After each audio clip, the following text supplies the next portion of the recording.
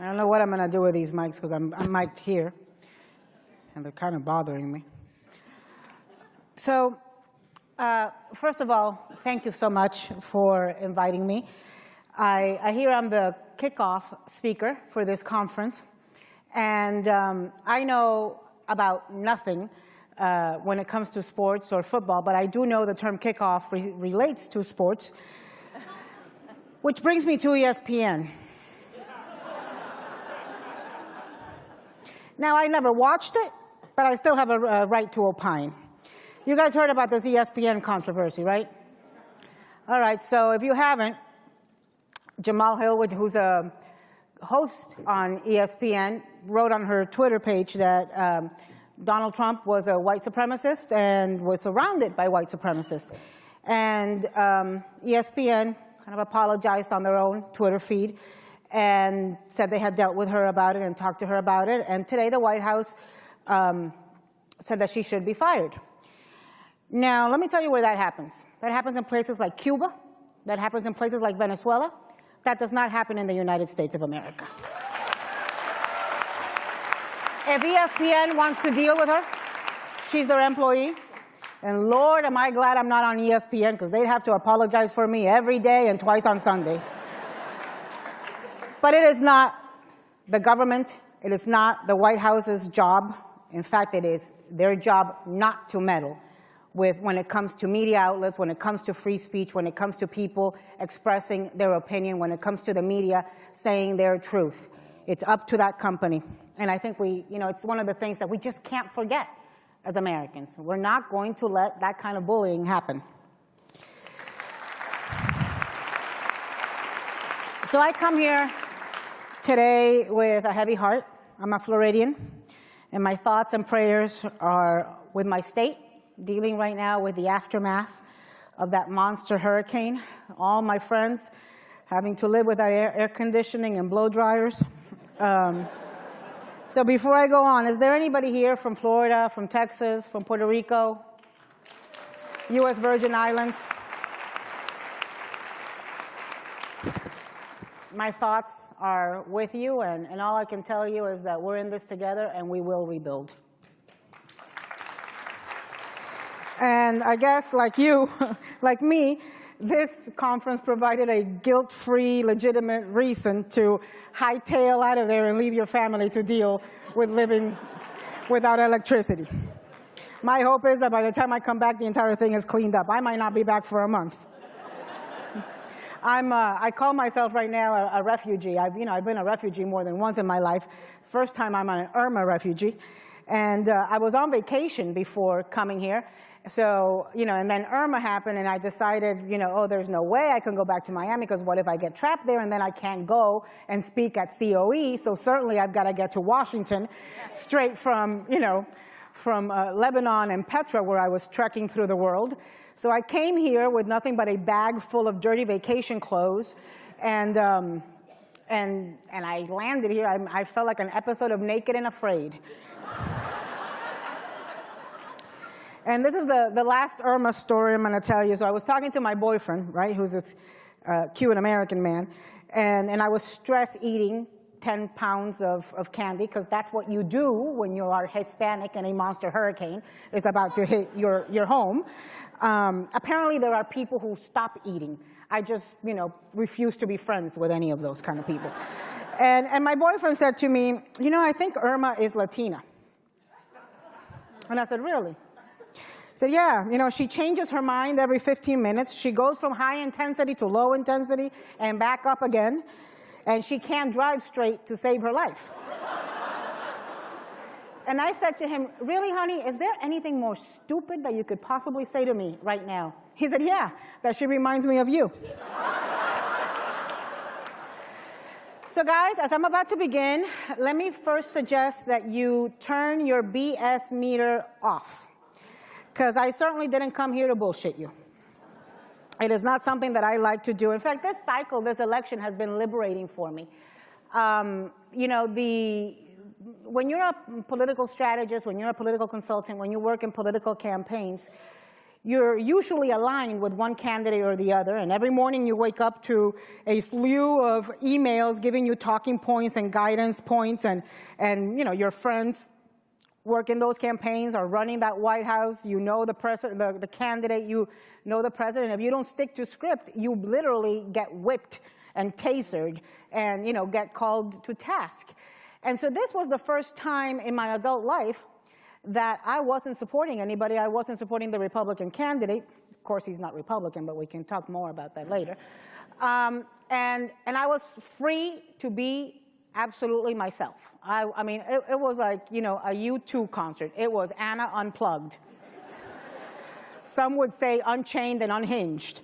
But it's been very liberating in the sense that, I think we see too much on TV today, and we see too much in politics today. People who will defend the indefensible just because it is their party or their candidate. And people who will regurgitate the same talking points over and over again without having an original thought. That's very destructive for our society, frankly, and for our democratic purpose, particularly when what you're spewing are talking points that come from Russia. But anyways. So, I was thinking en route over here that in the last several months, we have seen the worst of America, and certainly, which is what we've seen in Charlottesville, which is the anti-Semitism we've been seeing, the racism, the division, the hostility, the anger, the dysfunction in Washington. But we've also seen, as a result of that, the best of America. We have seen neighbors helping neighbors. We have seen people pulling together. We have seen the Cajun Navy show up to rescue folks in Texas. We have seen undocumented immigrants risk and lose their lives to rescue people in Texas and in Florida and in all the different places. So, I think that we need to focus on that, the best of America and how we make it grow. I'm here to give you a political landscape of what's going on in the United States. I'm really sorry nobody's serving liquor, because it's really hard to talk about politics right now sober. It's even harder to listen to politics sober. So I guess, the landscape depends on who you are and what eyeglasses or glasses you're seeing it through. If you're a Trump supporter, you're a Trump supporter. I don't know what the hell you're doing here, because I heard he's trying to get rid, in his budget, he's trying to get rid of 2 of your programs, which is fine with me, because I'm trying to get rid of him. But, if you're a Trump supporter, you think everything is great. You think the country's in the right track. You think he's doing a great job. If you are not a Trump supporter, you think it's the damn apocalypse. I mean, we're about to die. The world is going to end. These hurricanes. Mother Nature is pissed. It's climate change. The tides are rising. The locusts are coming. And before we all die, we're going to change our middle name to Resist. So, because I know I've been very subtle until now, and unless you've been living under a rock, or maybe we're a volunteer at the International Space Station, I'm not a Trump supporter. And, and I think I'm fairly representative of what I guess would be called, I don't know what we're called these days, establishment Republicans, rhinos, mainstream Republicans, extinct species, I don't know what we're called, depends on the day. If you want to hear what I'm called, you can just go to my Twitter feed and read some of the really nice things I get called. And we're a country right now, I think, a little too obsessed with sub-labels, right? I grew up as a Republican. Nowadays, you are alt-right, or you are a moderate, or you are not fit to be a Republican, and please leave the party, or you are a Trump Republican, you're a mainstream Republican. And it's happening also on the Democratic side, just not as badly, right? But you're a progressive Democrat, you're a Sandernista, or you're a, Clintonite, you're a neocon. we have become so obsessed with sub-labels that we have forgotten the most important label: American, human, decent person. And, you know, I think that division that we see in politics today, it's not just Democrat versus Republican. Hell, in fact, it's not even Democrat versus Republican. You know, Chuck Schumer and Nancy Pelosi are having dinner with Donald Trump today, right? Man, I hope they took food tasters. I mean, really, in the last several months, what we've seen is the Republican president and those associated with him attack John McCain. And by the way, let me just talk about attacking John McCain. He's my friend. He's my mentor.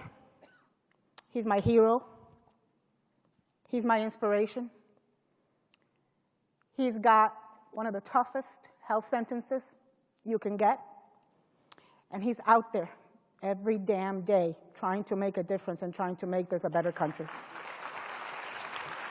So I just have no tolerance right now, none, for attacks on John McCain, and certainly not from a guy who dodged the draft 5 times while John McCain spent 5 years hanging from his thumbs.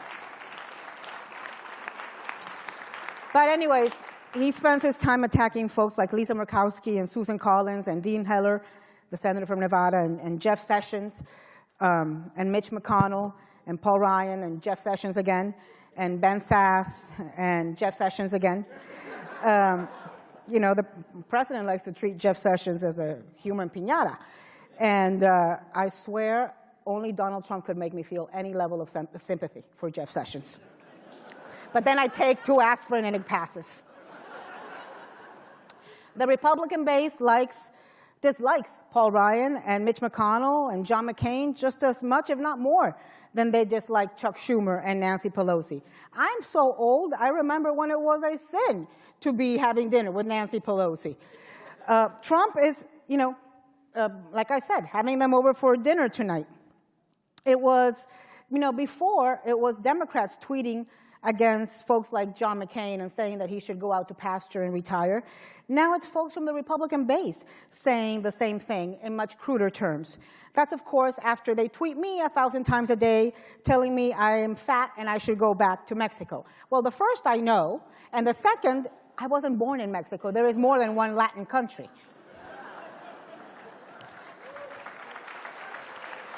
Right now, a lot of days it feels to me, and I don't know if it feels like this to you, but it feels to me like Donald Trump is the president of the divided states of America. He is, his base is very happy with him. They're very happy with what he's doing. The rest of us are not, and feel kind of left out, and feel kind of unrepresented. And it's a, you know, it's a tough feeling. For those of us that believe in democracy, that believe in representative government, it's a little sad, frankly, to feel unrepresented. He has got the lowest approval ratings of any president in modern history. And, you know, those who do support him do so loyally and do so through thick and thin. And to his credit, he has, you know, he has got an unwavering support from his base. He spends a lot of time working on it. It's the rest of us that he doesn't work on very much. You know, he's a president who's daily waging war. It's almost like he needs to have a constant foil. Multi-pronged war daily. He's at war with Republicans. He's less often at war with Democrats. He's at war with the media, except Sean Hannity. He's at war, symbolically, thank God, at this point, with Kim Jong-un. He's at war with his own cabinet staff. A lot of them say different things than what he says. I've never seen so many firings in a White House in such a short time. I can't even keep track anymore. I forgot the people who got fired or left 4 months ago. I do remember, you know, some of them, though, have been tragic firings. Like, I think Sean Spicer leaving was a national tragedy because we have now lost that SNL skit.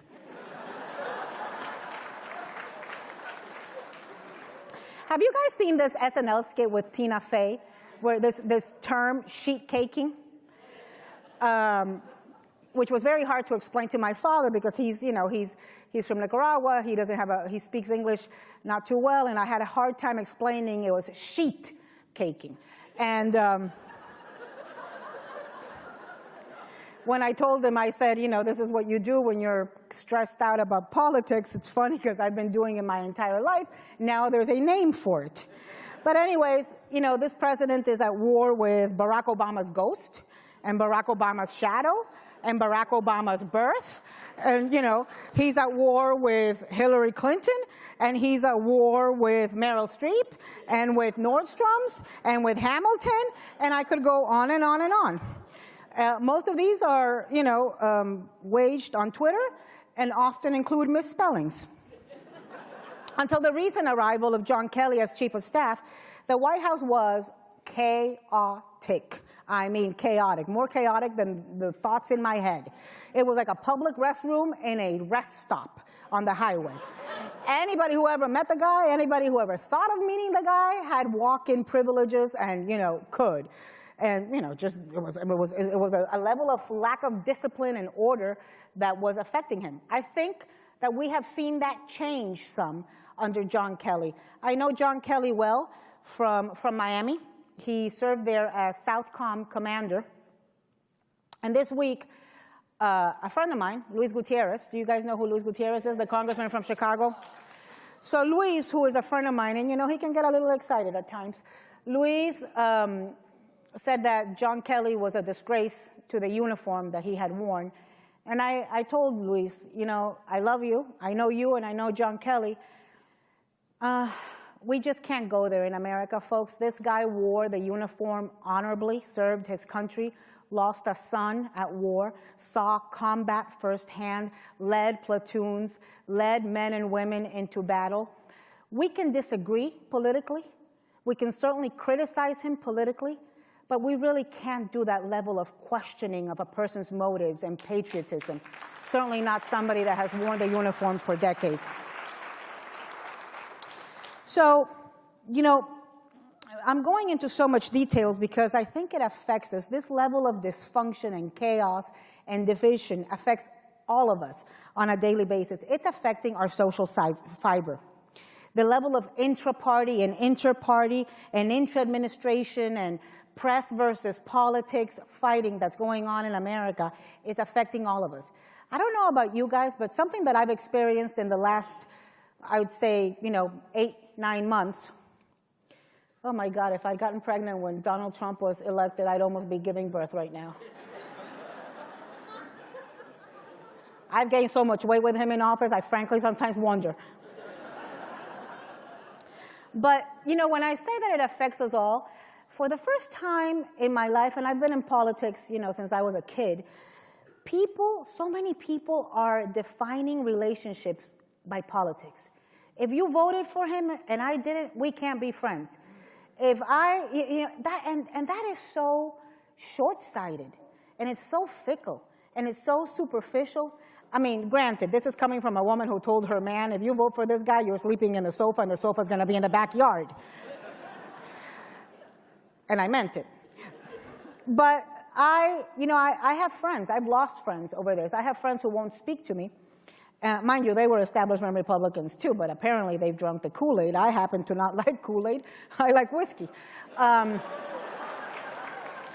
I would urge you, not to do that. I think we all have a personal responsibility to get out of our comfort zones and not just to read and listen to and watch things that we agree with, but to try to be educated and try to be factual and try to be inquisitive and ask questions. There have been unifying moments to the Trump presidency. I racked my brain for one, and I came up with one. It lasted about 30 seconds, and it was during the State of the Union when he recognized the widow of the fallen Navy SEAL. I think that was a moment when he touched every American's heart, and we were all proud and honored to have that woman recognized in a moment like that. I wish he did more of those moments. I wish he did more of unifying than of dividing America. And I'll tell you, though, some of the silver linings that I think I've observed as I travel all over the country and speak to all sorts of people have happened in this country. First of all, we are woke, right? For too long, we took democracy for granted. Right now, you know, I used to carry high heels in the trunk of my car because I never knew when I was going to have to show up at a cocktail party. Now I carry tennis shoes because I never know when I have to show up at a protest. I think that we learned through this election that being engaged and being informed and voting matters, and that, you know, throwing away your vote because you don't like somebody or you don't like somebody, or because, you know, you like weed and so you want to vote for the guy from New Mexico whose name I've now forgotten, is really has consequences. I think we all learned that. Another silver lining that I see to this, you know, so I see this level of political engagement, regardless of what side of the aisle you're on, regardless of where you lay, you know, when it comes to Trump, there is political engagement. I see it everywhere. Children to old people are, you know, asking me and talking to me about politics. I also see great journalism coming out of this Trump presidency. For too long, I think the media had become way too chummy with whatever White House was in charge. You know, it's really nice to go to the Christmas parties and the Easter rolls and to get invited to the state dinners and, you know, do all those things and have the access. I think the animosity that has developed between this administration and media is making stars in journalism, because true journalists are reminded and have remembered that their commitment is not to a politician, it is to the truth, it is to the facts, it is to their viewers and their readers, and giving them truth and giving them relevant facts. So I think that's another silver lining that has come out of this administration. I also think that after many months of Republicans kind of being a little, you know, with their head down and taking a beating from the president of their own party, some of them are beginning to wake up and saying, hell no, we're not going to take it anymore. And, you know, it includes, I mean, really, you got to be some kind of stupid to try to bully a woman from Alaska. These, you know, Lisa Murkowski, really, you're going to try to bully her and blackmail her? I mean, this woman can kill a bear and eat it. So, you know, Susan Collins, Lisa Murkowski, John McCain. Today, Tim Scott, the senator from South Carolina, the African-American Republican senator from South Carolina, was invited to the White House, and he schooled Donald Trump on a history of racism. I hope he took notes. And I'm glad that Republicans are realizing that their duty is not to one president. Their duty is to their constituents. Their duty is to their country. Their duty is to their values. Their duty is to their conscience. Their duty is to their convictions. Their duty is to their principles. None of us should ever compromise what we believe in and what we want to say because we are so indebted and so empowered, so unempowered by a politician. I mean, really, guys, let me tell you this. If you're going to get owned, certainly you can find a better owner. And so as somebody who does not like him and does not support him, those are, I think, some of the silver linings that I see to this administration. Now, let me talk about you guys and your role. Oh, and let me finish the political landscape by saying the good news and the bad news is that the dysfunction in Washington is to such a level that it's hard to imagine them getting anything done. So they're not going to do anything for you, but maybe if you get lucky, they're not going to do anything to you. And I think that in this, you know, in this division, in this divided America that we're living in, I think you guys play a crucial role. And I'm not sure you all realize just how crucial and important a role you are playing to furthering and fostering democratic values in the United States. You provide college access to those who need it most, to low-income, first-generation students, many of them with disabilities. And let me say something about this disability issue. People often ask me, you know, why I'm a Republican and why I didn't support Donald Trump. The reason is because I have a disabled brother. My brother Daniel is about 52 years old, and he's got the mental and motor skills of a 14-month-old. And when I saw candidate Donald Trump at that moment mock a disabled reporter, that was never. I mean, that was a bridge too far for me. It was something I grew up watching children stare at my brother and mock my brother and imitate my brother's gestures. I'd never seen a 70-year-old man do it. And at that point, I decided this 70-year-old man is certainly not fit to be my president. And that's something that I can never erase from my mind and my heart. But anyways, you guys provide access to college education for the folks that need it most. Education in America is still, in this divided America, education is still the great equalizer. It is the way of opening doors and opening hearts and opening minds. You are doing God's work. The only way we get out of this destructive, hostility-filled rut we're in is if we teach young people to be different. If we teach young people to be intellectually stimulated and challenged.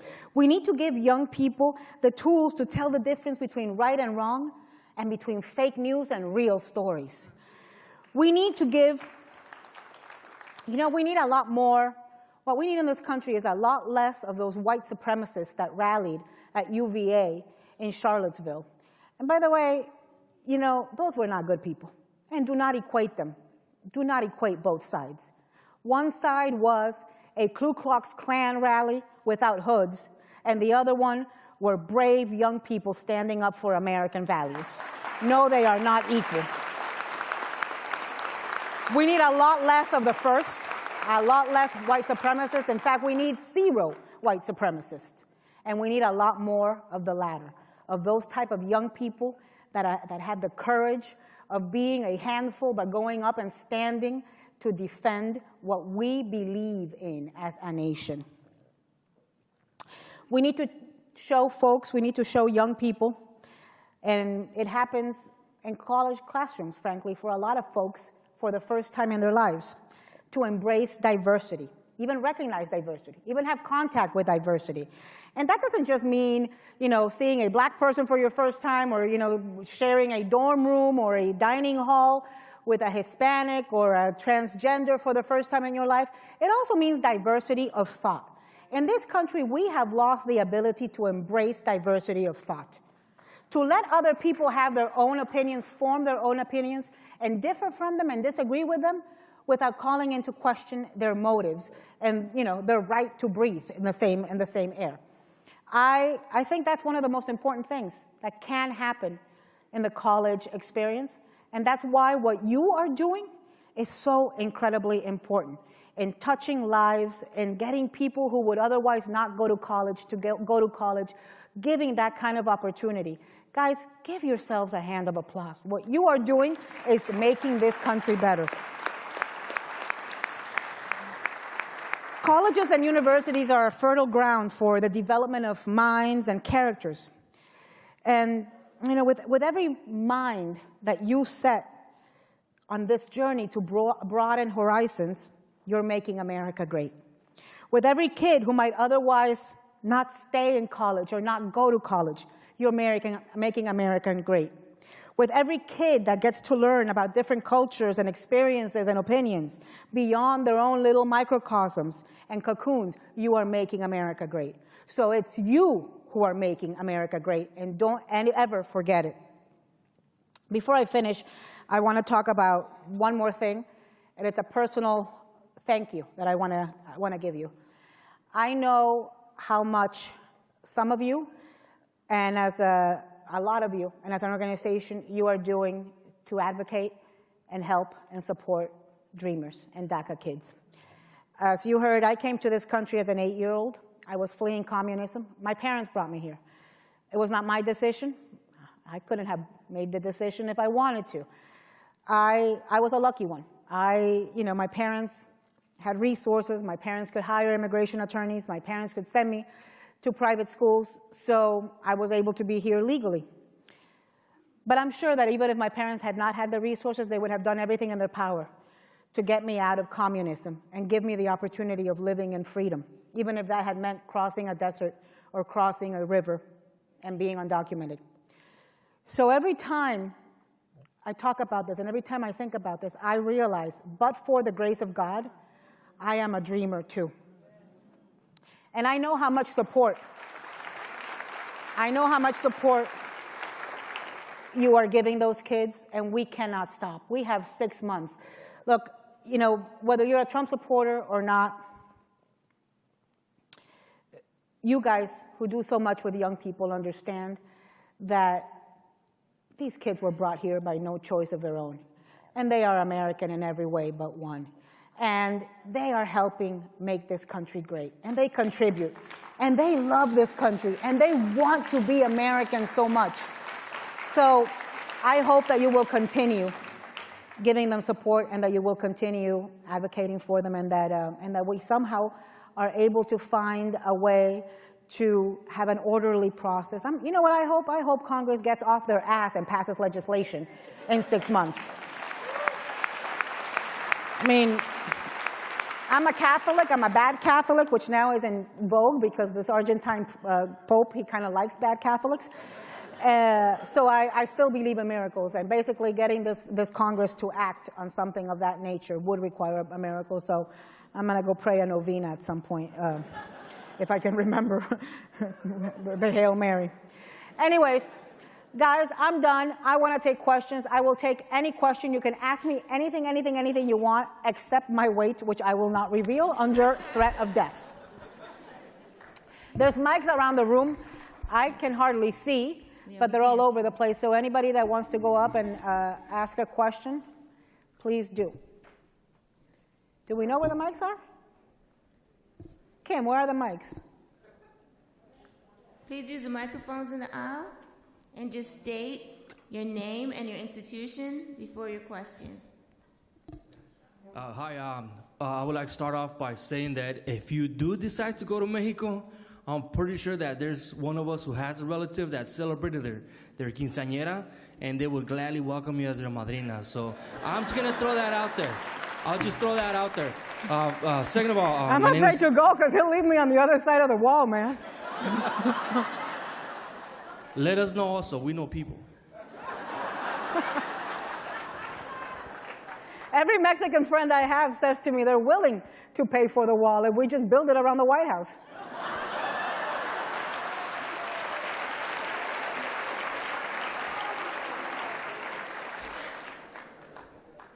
As you share these stories, your words, they resonate with us because we work with these students on a daily basis. But how does a different or an audience of a different belief or a different career, how do they answer to your stories, to your words, to your wishes and demands for Congress to get off their ass and do something? How do they reply to that, or how do they answer to that? Well, to tell you the truth, that last part about Congress get off your ass and do something, I think has like 100% approval rating in America. Congress right now, there are literally insects that carry disease that are more popular than Congress. Look, I've got to tell you, I don't, you know, some people, I mean, I have people that walk out when I speak. But what can I tell you? You know, if I lived my life according to trying to please people, I wouldn't even be able to please myself. And at the end of the day, I think there's one thing that's important for all of us, and it's to be able to look at ourselves in the mirror and live with our decisions and live with our actions. There's a lot of things I regret in life. Telling my truth and telling my story is not one of them. And I think, you know, back to this personal responsibility thing that I talk about, and getting out of your comfort zone and meeting people that are different from you. Look, I think we've got two obligations. One is to listen to folks that are different from us, that speak different, that look different, that have different opinions, that have different life experiences, that come from different social classes, that are, you know, that bring a different set of circumstances to the table. But I also think we have an obligation to be messengers and to tell our stories. Here's what I've realized. It's a lot harder to dislike somebody, much less harbor hate against somebody, if you know them, right? It's very hard. I mean, like, I tell all my gay friends, for the love of God, go befriend a bigot, and while you're at it, help them accessorize.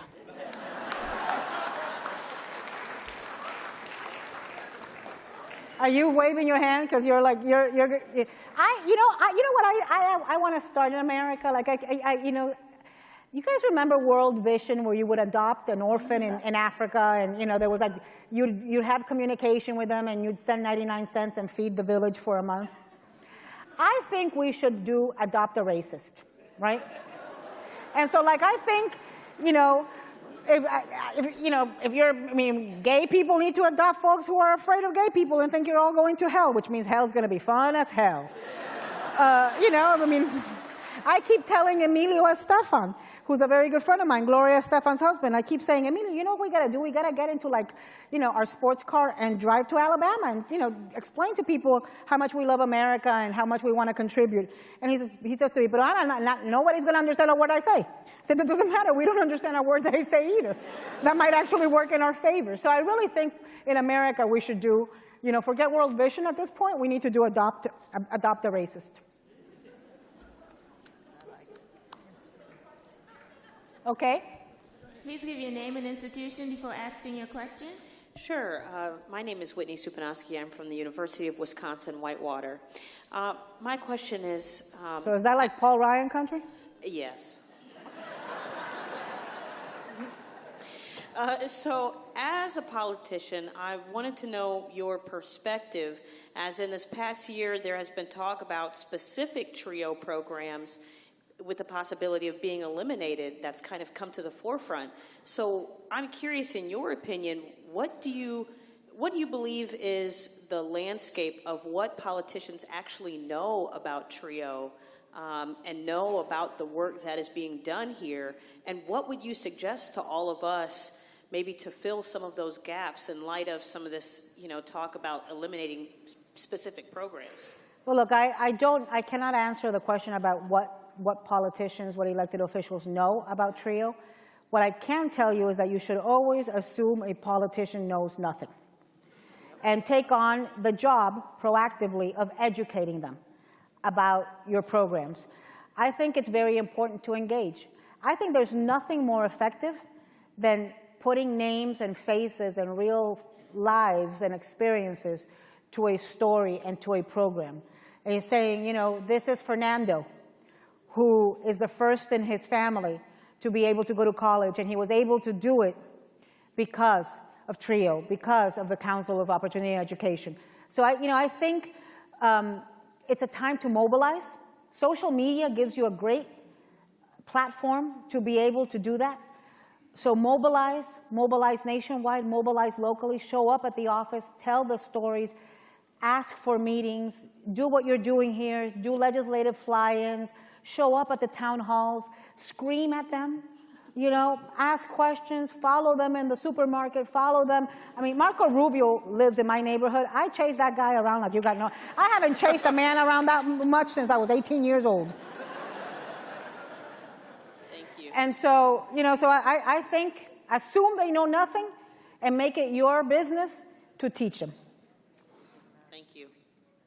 Hi, I'm Cherie St. Louis Smith, right here. Right here. And I'm a proud counselor of the Commonwealth Educational Opportunity Center at Morehead State University in Kentucky. I work with oh my God, Mitch McConnell country. And Paul Rand. So I work with adults, and I appreciate the kind words that you had for the young people in this country, but we all recognize who work in educational opportunity centers that we are not going to be the nation that we need unless we start re-educating our adults. We are one of the programs that are being eliminated under President Trump's budget.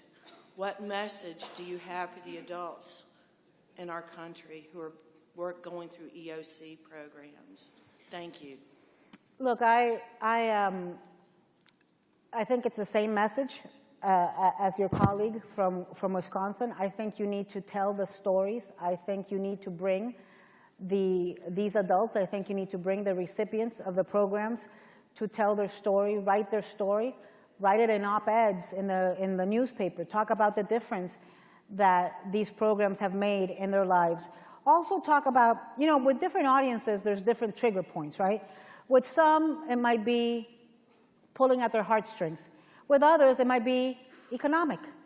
How does it contribute to the economy? What's the difference that it makes to be able to re-educate adults? But again, I think storytelling and people speaking in their own voice is one of the most effective tools that you can use. And I can see where Trump would want to eliminate re-educating adults because he's one adult that I'm not sure can be re-educated.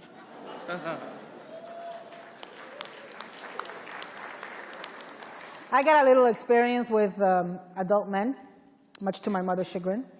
And man, it's hard to re-educate a man after the age of 20. But I keep trying. Good evening. I'm sorry, I didn't see you. Ana, this is Renato de los Santos. I'm over here to your right. I am the director for the LULAC National Education Service Centers of Dallas, Texas, where we have 2 upward bound programs. My question to you is really, first off, thank you for being here in person. It's great to watch you as often as I can on the television shows. Honey, you need a hobby. Well, I appreciate the fact that we have a strong Latina voice. Rare do we see and hear a Latina on those television shows.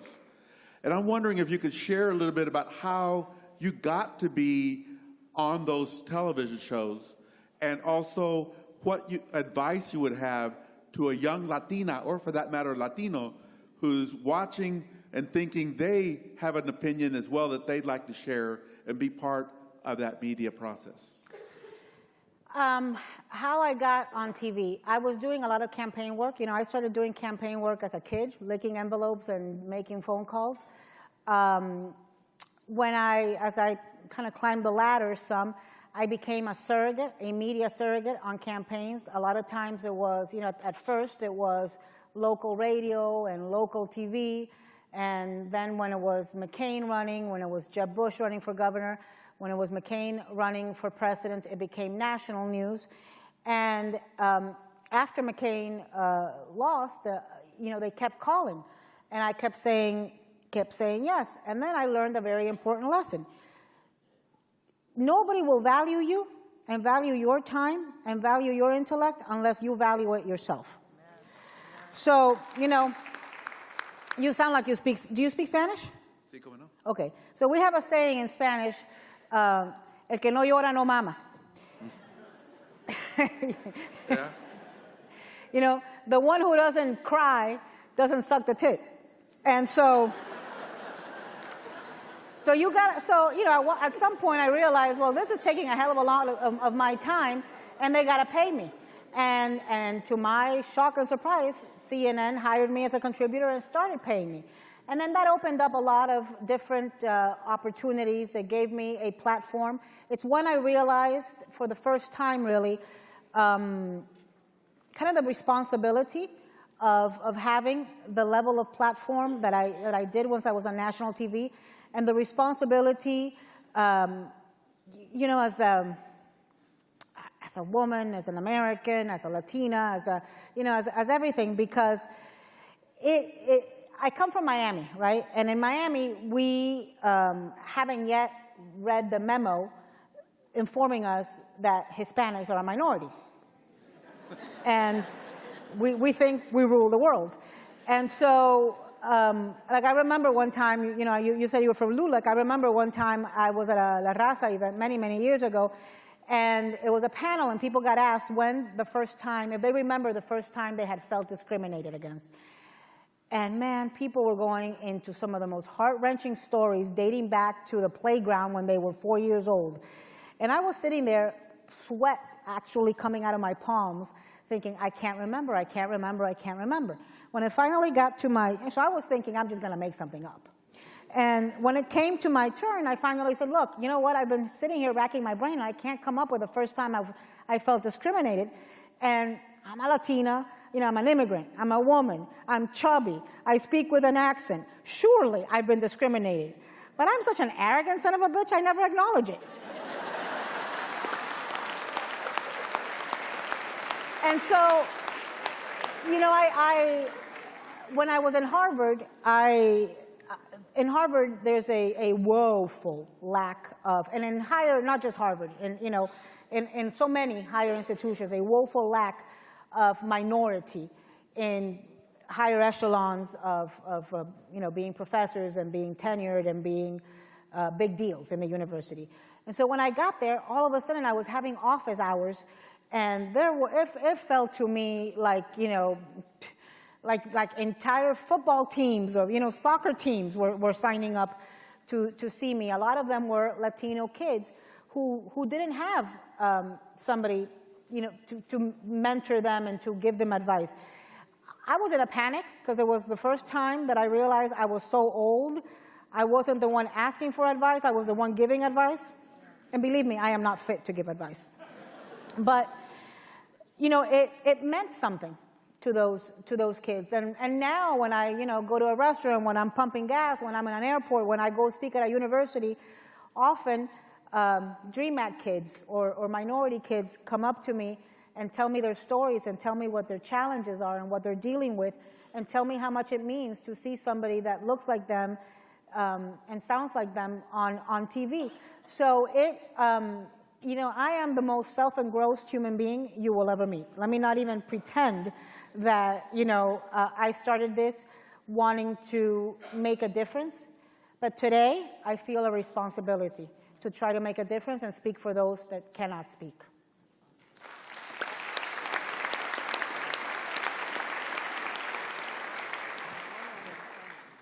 Hi, to your right. Hi, I'm Peter Relland. I'm from a company called Got It here.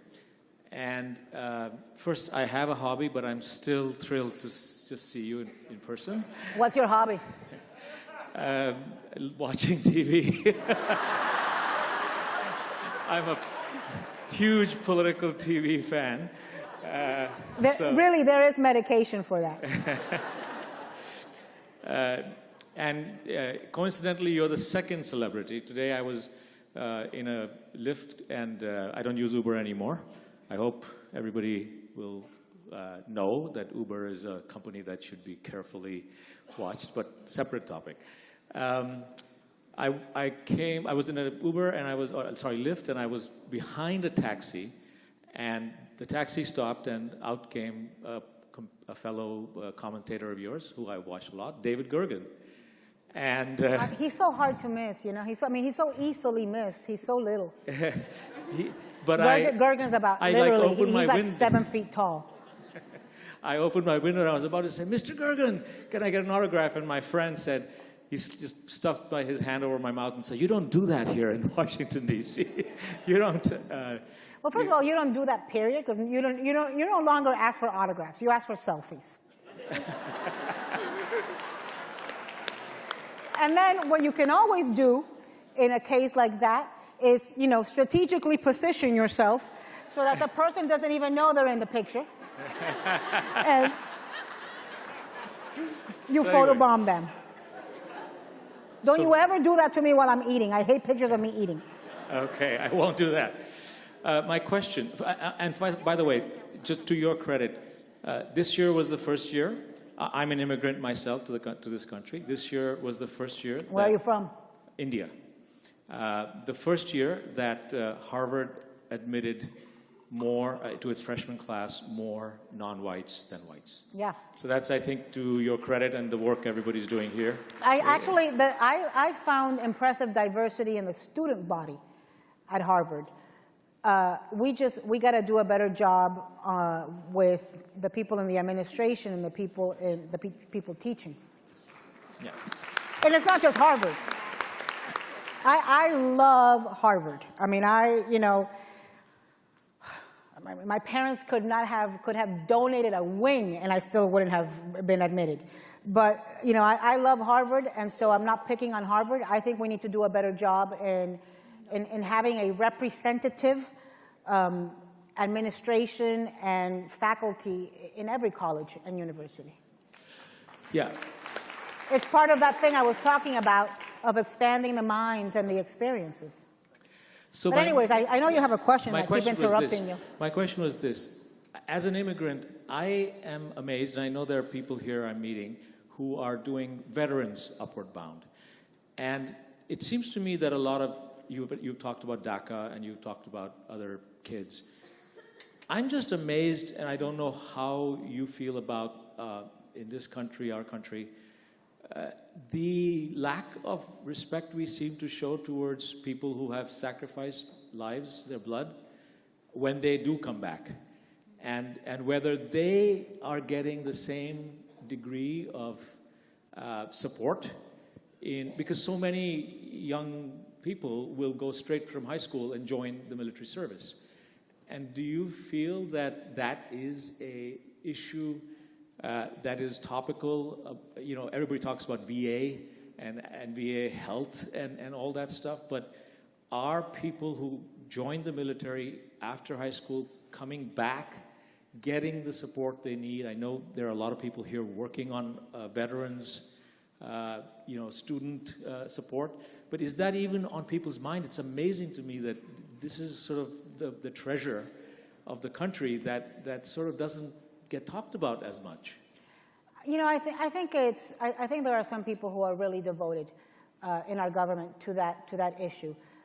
Certainly folks like Lindsey Graham, certainly folks like John McCain, who's the chair of the Armed Services Committee in the Senate, are devoted to that. I think a lot of it is about awareness.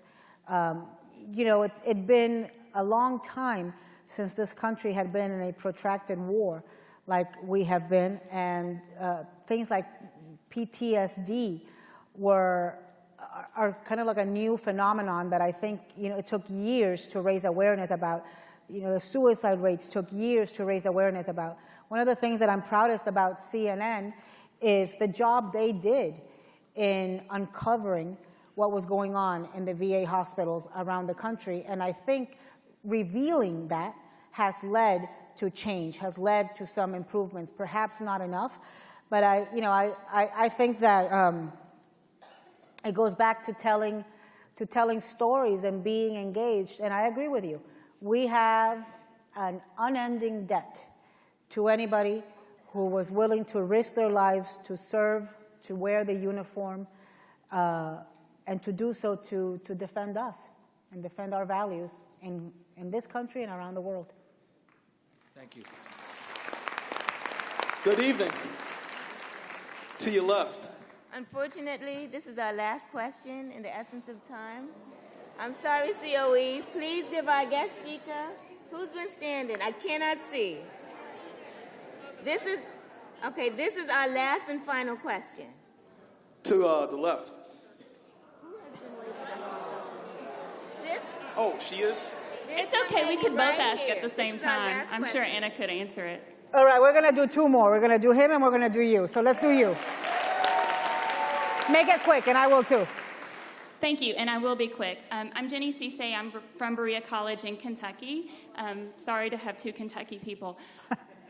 But you mentioned that one of the things that we need to do is teach our students and young adults to be better consumers of news in terms of knowing the difference between fake and true news, and that's getting harder and harder and harder. What suggestions do you have for those of us working with young people and adults to help them know what the truth is? Well, look, I think the reason it's getting harder is because there's a lot of people who don't want to know the difference, right? If you read a story about about the Clintons running a sex ring from the basement of a pizza shop that doesn't even have a basement, but you want to believe that, it's very hard to help stupid. It just is. Now, for people who do want to tell the difference, I would tell you, give them a list of reputable outlets. Give them a list of the best political writers and the best political reporters, the ones that are objective. You know, I can tell you Maggie Haberman, I can tell you Selena Cito, I can tell you Jonathan Martin, I can, you know, folks, I mean, so there's a way of doing it, right? If you're reading Breitbart, you don't want to tell the difference between fake and truth, and you're a little scary too. You know, if you're reading the equivalent of Breitbart on the left, I would say the same thing to you about that. So again, it comes back to my theme of personal responsibility. You know, look, the Washington Post, for example, has invested a lot, now that Jeff Bezos bought it, in investigative journalism again. And you know, they have got great political writers. So take a look at at the best political writers in your state, in your city, and nationally, and follow them and listen to what they're writing. Okay, where are you? There you are. Right here. Thanks for taking my question. I'm Dante McFadden from Marquette University in Milwaukee, Wisconsin. Thanks for being here and for supporting the work that we do. You spoke in your remarks and then also in a podcast I heard you on this morning on NPR with Stretch and Bobbito about the consequences of being in an ideological bubble. I'm curious to know, how professionally and personally you demonstrate that, and even more so how you sustain that, when you come across rough patches or tension with someone who you may be in disagreement with. Well, the stuff you see on TV, literally, I leave it in the studio. Like sometimes I get home and, my boyfriend asks me, what you talk about today? And I think he thinks I have early onset dementia because I don't remember. I kind of leave it there, because if not, I'd be in a constant state of anger. One of the joys of this work for me is that I have such a diversity of friends. And, I can often maybe, go toe-to-toe at it with Donna Brazile when she used to be on CNN. And then sometimes, Donna and I would go grab a drink and some oysters, because she's the only human I know in this world who can match me oyster for oyster and drink for drink. And people would literally stop and aghast, because they couldn't believe that Donna, a Democrat, and Anna, the Republican, were at Old Ebbitt having oysters and drinks. And so, I just don't live in a red and blue world. I live in the real world. And for me, it is the idea of being just with people that only, think like I do. I mean, the boredom of it would be horrific. The idea of only knowing, crazy Latinas like me would be dangerous. So, I'm glad that I know that I have such a diversity of friends and it really enriches my life and where I come from. And it's too rare in America today. And I'll give you a brief example, and I'll end with this. You remember when President Obama, during, I think it was the Trayvon Martin incident, death, murder, gave that speech, the race speech, and he talked about the talk and how every black parent in America at some point has had the talk with their teenage son about what to do if they get stopped. I had a lot of friends, a lot of, white country club friends who thought that was the most racist, divisive thing they'd ever heard a president say. Well, I'm friends, actual friends, like my family friends, with a lot of African Americans. And I knew that what he was saying was true, because each one of them has told me about, and I'm talking like rich black people, famous black people. Isaiah Thomas, Alonzo Mourning. I don't know anything about football, sports, but I know people who play sports. Have told me they've had that talk. They've had to have that talk with their sons. And so, to me, it was not a foreign concept. It was not something that was offensive or divisive. It is part of American reality. And that's why I think it is so important to have friends that are so much different than you, because it makes you a better person. Good night. Thank you so much for having me. Enjoy your conference. And thank you for everything you do.